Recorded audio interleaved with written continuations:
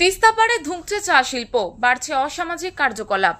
এবার দেহ ব্যবসা ও মানব পাচারের অভিযোগে 3 মহিলাকে গ্রেপ্তার করল মালবাজার থানার পুলিশ। পুলিশ সূত্রে জানা গিয়েছে, সোমবার রাতে গোপন সূত্রের ভিত্তিতে মাল শহরের বালাজি মন্দির সংলগ্ন এলাকায় একটি বাড়িতে হানা দেয় পুলিশ। সেখান থেকে অভিযুক্ত 3 মহিলাকে গ্রেপ্তার করা হয়। সেই সাথে উদ্ধার হয় 2 যুবতী। যুবতীদের অভিযোগ, তাদেরকে জোর করে দেহ ব্যবসায় আনা হয়েছে। এছাড়াও তারা জানান, তাদের ওপর শারীরিক নির্যাতন করত অভিযুক্তরা। মঙ্গলবার পুলিশ অভিযুক্তদের জলপাইগুড়ি জেলা দায়রা আদালতে পেশ করে। এই ঘটনায় চাঞ্চল্য ছড়িয়েছে গোটা এলাকায়। এ প্রসঙ্গে নারী পাচার বিরোধী অভিযান চালিয়ে যাওয়া স্বেচ্ছাসেবী সংগঠনের একাংশের মতে, দীর্ঘ সময় ধরেই ডুয়ার্সের মূল অর্থনীতির অন্যতম চা শিল্পে খরা চলছে। বেশ কিছু চা বাগান বন্ধ।